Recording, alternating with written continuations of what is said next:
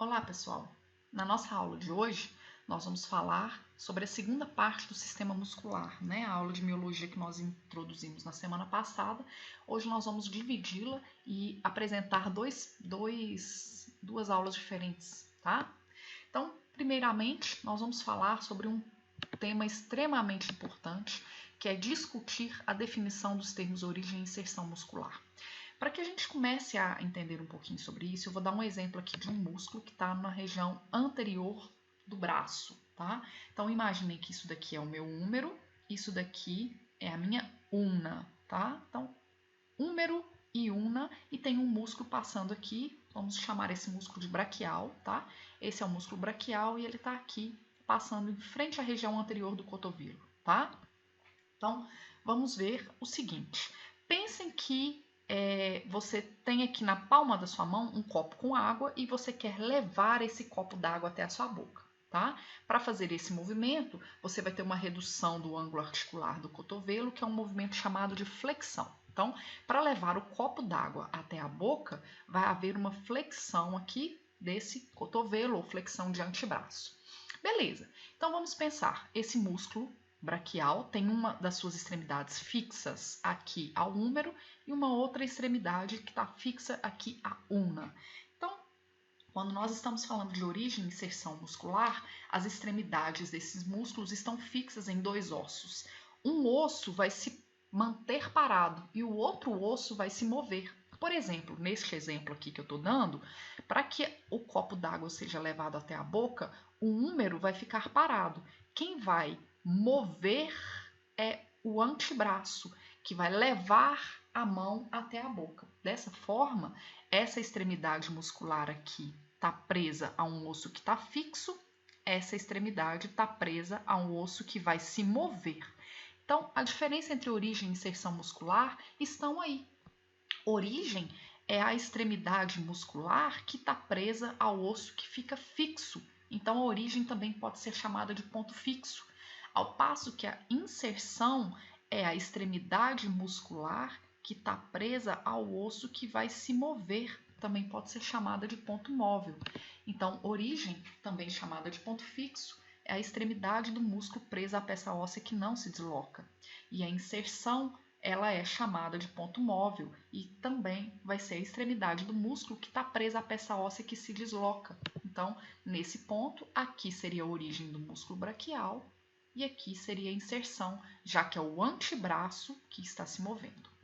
Então, aqui eu tenho exatamente a imagem do músculo braquial. Ó, ele está preso aqui na região anterior do húmero e também atravessa a articulação do cotovelo, se prendendo na parte anterior aqui da ulna. Então, qual que seria a provável função desse músculo? Você tem que entender que essas duas extremidades vão se aproximar com a contração muscular, conforme a gente discutiu na nossa aula anterior.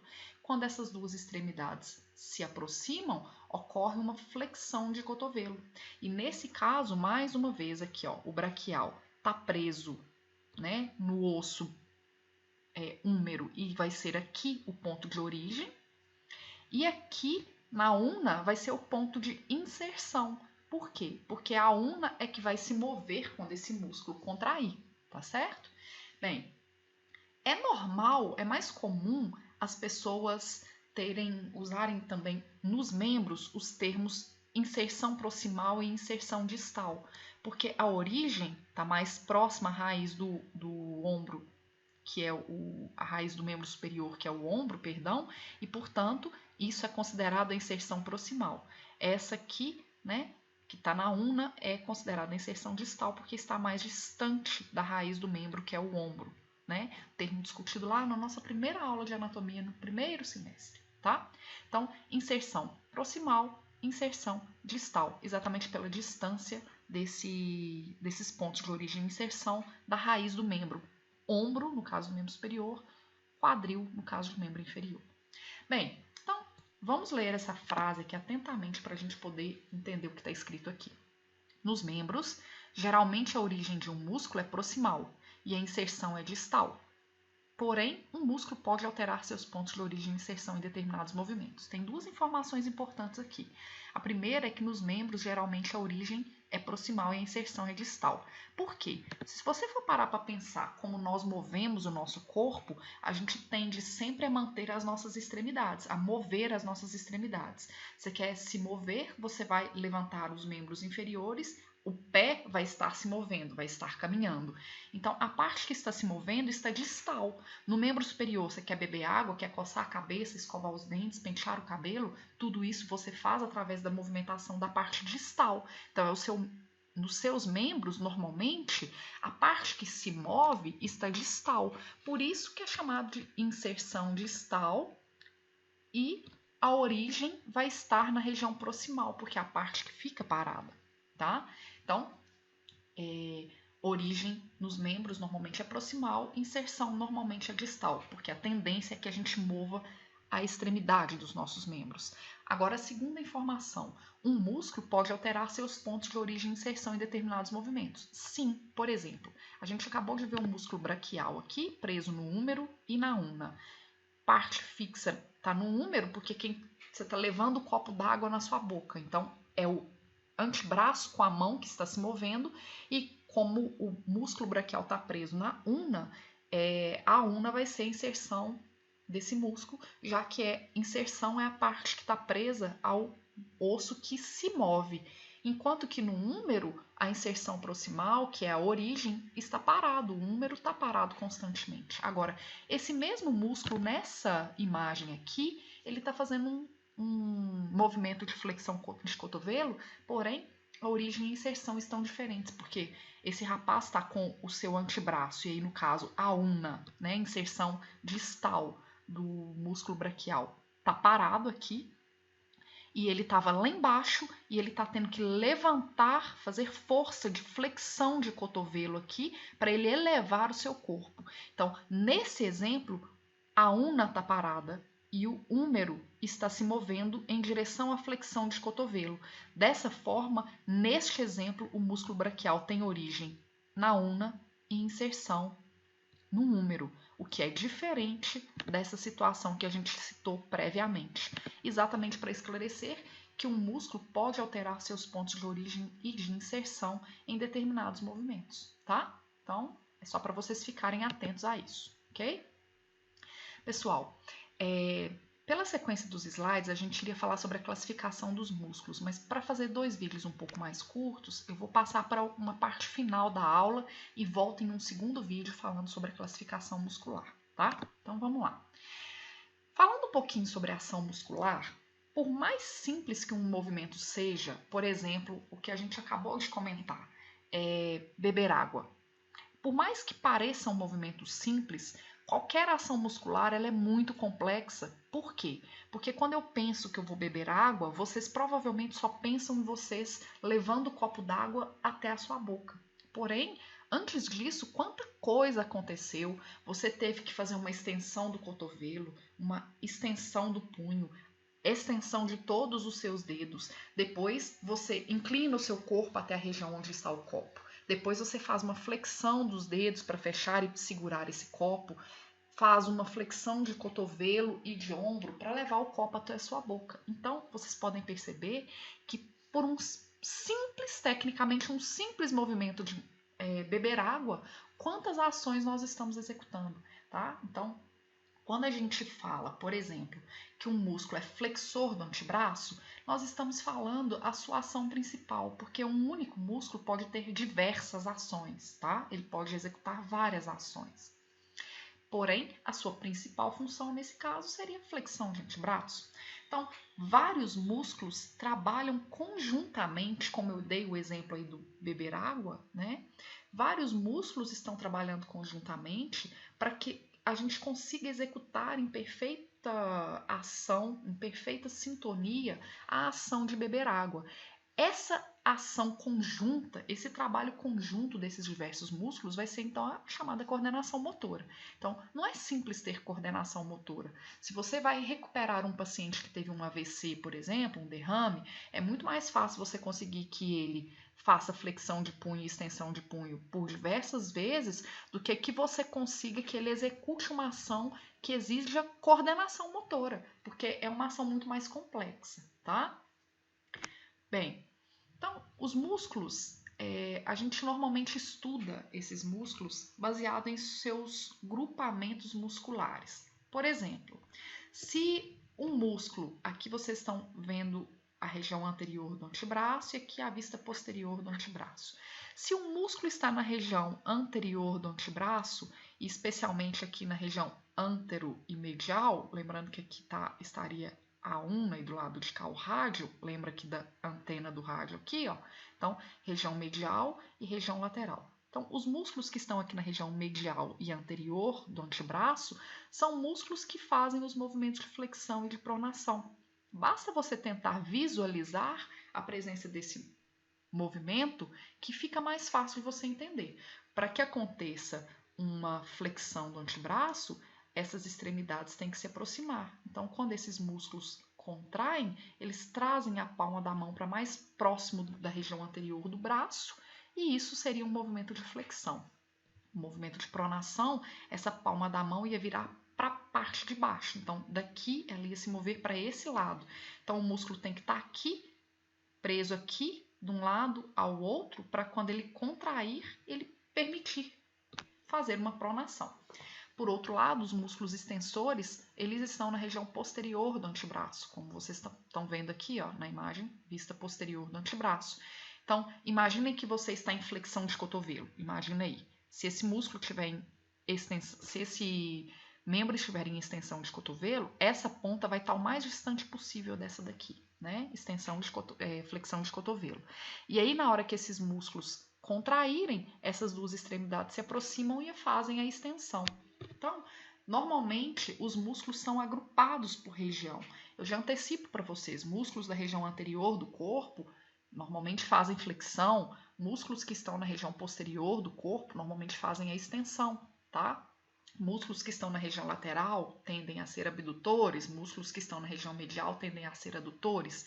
Isso tudo é muito importante que vocês saibam os movimentos, por isso eu peguei tanto no pé de vocês naquela aula de artrologia, para que conheçam os movimentos, para que vocês consigam deduzir a ação de um músculo só de olhar para ele, independente de saber decorado origem, inserção e ação, tá? Você consegue deduzir, ok?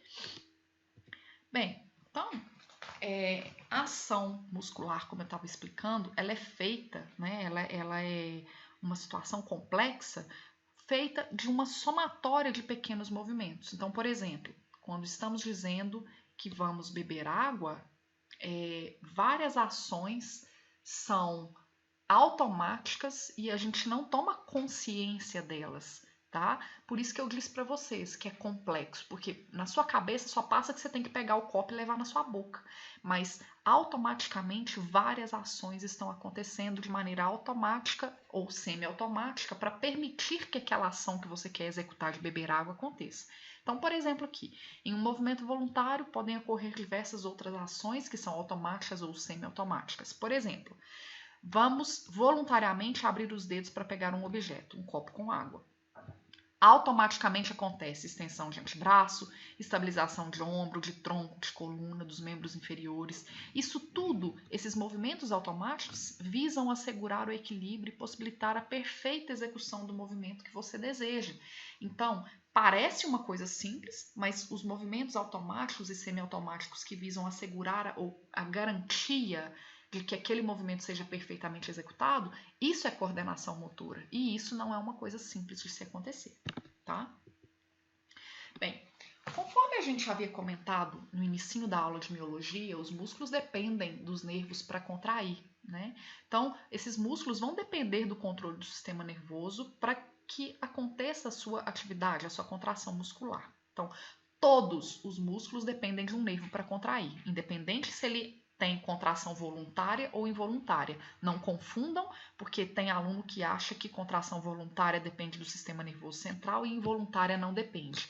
Ambas dependem do sistema nervoso. O que muda é quem dispara o interesse pela ação. Eu quero que o meu coração contraia, independente de eu querer ou não querer, ele está contraindo, porque isso é um músculo de contração involuntária, independe da minha vontade. Porém, depende do sistema nervoso. Ao passo que o exemplo de beber água aí, ó, é um movimento que depende da minha vontade. O impulso que gera a contração muscular depende da minha vontade. Eu quero beber água, então eu desencadeio uma cascata de ações e contrações musculares que me permitem, então, fazer essa tomada de água. Então, todo músculo depende de um nervo para contrair. Não duvidem e não se esqueçam disso, tá? Então, qualquer lesão nervosa, seja ela uma ruptura parcial ou total, ela vai prejudicar de maneira substancial a capacidade de um músculo de contrair. E aí, qualquer lesão nervosa, parcial ou total, é capaz de gerar atrofia muscular. Eu comentei com você sobre atrofia na aula anterior. Na atrofia muscular, o músculo diminui o número de fibras musculares, diminui o seu ventre muscular, né, o seu tamanho, diminui a sua força e com isso diminui a mobilidade. Então, qualquer lesão nervosa vai culminar em uma menor inervação para esses músculos e a capacidade de contrair fica prejudicada. Isso é conhecido como atrofia muscular. Então, normalmente a atrofia muscular, não é sempre, mas normalmente ela está associada a lesões nervosas. Pense no paraplégico, que tem as suas pernas mais finas, exatamente porque a atrofia muscular aconteceu, já que ele não tem mais uma comunicação do nervo com o músculo que permite a contração muscular. Para a gente finalizar essa primeira parte da nossa aula, eu vou falar sobre nutrição muscular. O músculo, ele é um tecido vivo e que gasta muita energia. A gente viu que uma das funções desse sistema muscular é movimentação para locomoção, para respiração, movimentar substâncias dentro do nosso corpo, gerar calor, tudo isso porque a contração muscular ela demanda uma alta energia, né? Um gasto energético alto. Então, para suprir toda essa demanda energética do músculo, é necessário que exista um suprimento sanguíneo extenso. Ele precisa de muita vascularização, ele precisa de muito fluxo sanguíneo para poder garantir a chegada de energia para esse músculo. Então, o suprimento sanguíneo para os músculos, normalmente eles vão tender a penetrar no músculo e se ramificar, de forma a garantir que várias partes desse músculo recebam essa irrigação sanguínea, né? Só que um detalhe interessante é que normalmente, né, sempre essa vascularização se dá pela face profunda do músculo. Por que isso? Porque a ideia de depois que uma artéria entra, ela começa a se ramificar. Vocês estão vendo aqui a entrada de uma artéria em vermelho, né? E ela depois se ramificando. Primeiro, para garantir, de fato, a vascularização para todo o músculo. E segundo, por que acontecer sempre pela face profunda?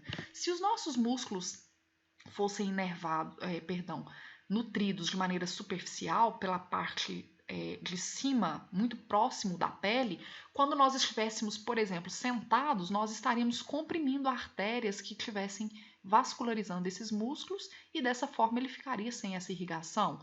Por exemplo, se você comprimir aí, fizer um torniquete no seu braço ou no seu antebraço, né, você vê que a sua palma da mão vai ficar um pouco mais pálida, reduzindo a irrigação sanguínea, porém, isso porque você está vendo a irrigação da pele, mas os músculos têm uma irrigação muito mais profunda, exatamente para que quando aconteça a contração muscular, isso não reduza de maneira intensa o fluxo sanguíneo. Então, como uma maneira protetora, os vasos sanguíneos sempre chegam pela face profunda dos nossos músculos, tá bom?